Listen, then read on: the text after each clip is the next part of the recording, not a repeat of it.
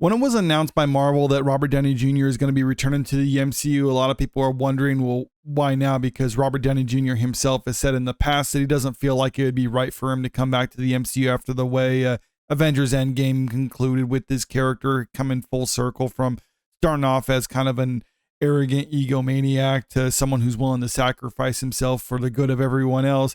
But this, I think, comes as no shock to anyone that they basically just drove a dump truck full of money to his house and said, like, would you come back? And I honestly don't blame the guy for accepting the job. We got this article from Variety that's going into the details about what it took to actually bring him and the directors Joe and Anthony Russo back to the MCU. But bringing back key members of the old gang won't come cheap. Sources say Marvel is plucking down $80 million for Anthony and Joe Russo to direct Avengers Doomsday and Avengers Secret Wars. And significantly more for Downey to tackle Uber villain Doctor Doom in the two temples. So over $80 million for Robert Downey Jr. Some people were saying it would be between $50 and $100 million range that their sources were saying that it would cost to bring Robert Downey Jr. back. And it's looking like that's actually going to be the case. The Russo's deal doesn't include back-end compensation, but it does contain performance escalators that kick in at the $750 million and $1 billion thresholds. So they get bonuses as the movie makes more money, which to me, that seems kind of sensible. If a director's making a particularly good movie, then they should get little perks as the box office grows. The brothers will also produce the two films via their AGBO banner. That marks something of a departure for Marvel, which typically doesn't work with outside producers, preferring to keep the team in-house. So it looks like to bring back the Russo brothers, they had some demands in and of themselves for returning to Marvel. They want to have, it seems like, a little bit more control in the final say, which I think good on them. If Marvel is willing to pay them and willing to allow them to have more freedom, then I think they should be given more freedom for the job. For Downey, who helped catapult Marvel into a money printing machine thanks to his turn as Tony Stark in the first Iron Man film in 2008, his deal is also filled with perks that include private jet travel, dedicated security, and a whole trailer encampment for a newly minted Oscar winner. According to one knowledgeable source, Downey is by far the highest paid member of the Marvel Cinematic Universe and has pulled down between $500 and $600 million over the course of 4 Avengers movies, 3 Iron Man outings, and cameos in Incredible Hulk, Captain America Civil War, and Spider-Man Homecoming. Those latter two, I wouldn't even say those were cameos. He had a small role in Homecoming. I wouldn't say it's small, but it definitely wasn't the lead role. Captain America, he was the co-star of that movie, so I wouldn't call that a cameo, but yes, he's made a lot of money in the MCU, which is crazy when you think about how much he got paid for the first Iron Man movie. I don't even think it was $1 million for the first one, because he was still trying to rebuild his career after all of his troubles with drugs and the law in the past. And I mean, honestly, good on the guy. I mean, he's kind of I want to say a success story necessarily. Maybe that's the right term for it. He's definitely someone though who has revitalized his career after it pretty much hit rock bottom though. So it is kind of good to see people who can turn their life around like he has, and $500-600 million over the course of the Avengers movies and everything. Yeah, good on him for that.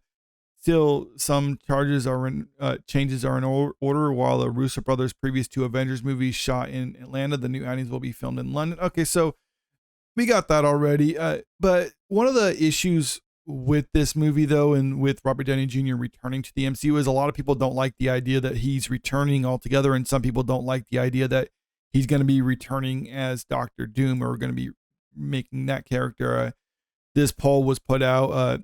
IGN readers vote that casting Robert Downey Jr. as Doctor Doom was the wrong move for the MCU, and this is the breakdown that they have. So, yeah, 56.4% of people who voted on this don't believe it's actually the right call to have him as Doctor Doom. And personally, I can see them bringing him back. It still strikes me as a mark of desperation, and that seems like that's the case for this one.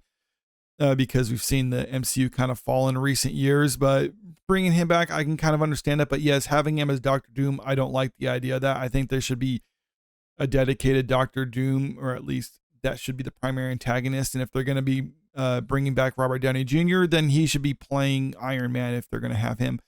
And it looks like that might be the case too, because we got this rumors going around from WDW Pro. This is coming from that Park Place, Lord of the Rings veteran to play Doctor Doom Prime in the Marvel Cinematic Universe. And it's saying Doctor Doom Prime as in like the one from the main universe.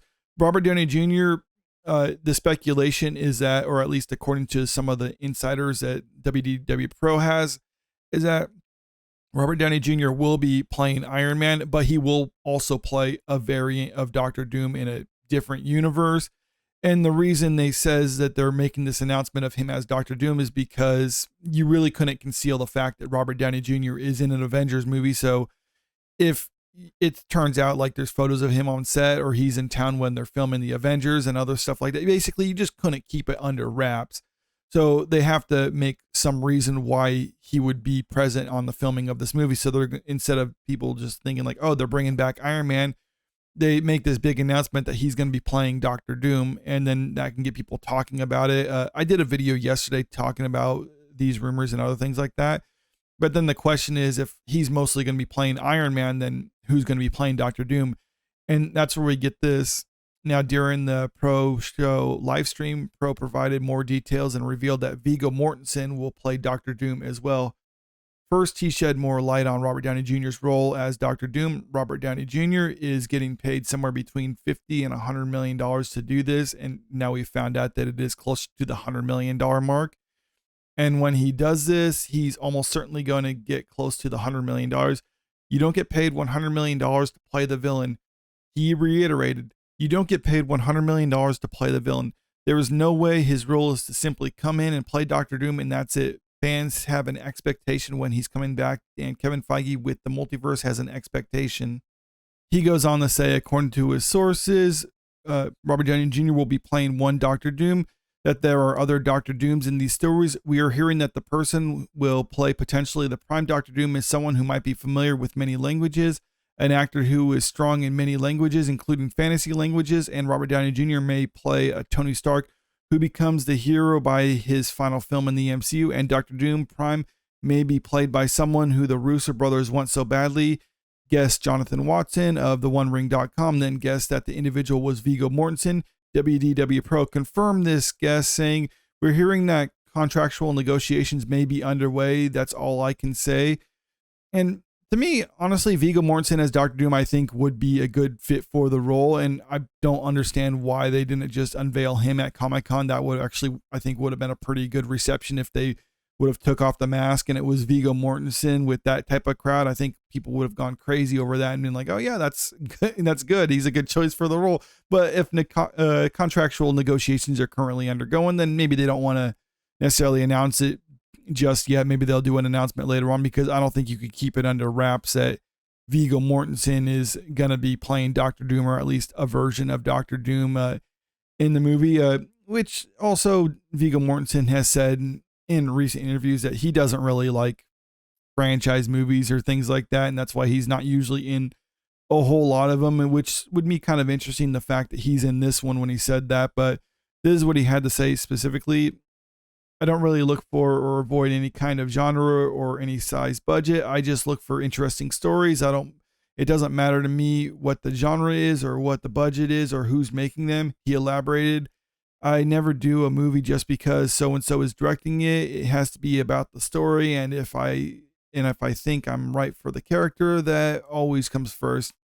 Okay. So if this movie is going to be made with him in it, then maybe it actually is a good sign that he thinks that it's actually a good script, because Viggo Mortensen seems to be doing pretty good, or at least many of the movies it is in are pretty good.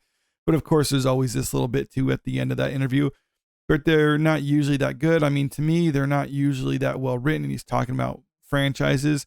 They're kind of predictable. I mean, of course, there's always the issue if I run out of money. He added, it's kind of a joke, like, okay, if I have no money and they're offering me a big payday for a franchise movie, then okay, maybe I will do it. And seeing how much they're willing to pay Robert Downey Jr. to come back to this, I can see them giving him a huge payday for this type of role too. But I don't know. That's assuming that he actually is going to be in this. But like I said, these are just rumors, but it's someone that I can see actually working out as Doctor Doom. But let me know what you think about all this in the comment section below. Do you think they actually are bringing Robert Downey Jr. back to play Doctor Doom? And do you think this is all just hogwash, or do you think it probably is more of a bait and switch, and that Viggo Mortensen will play the Prime Doctor Doom.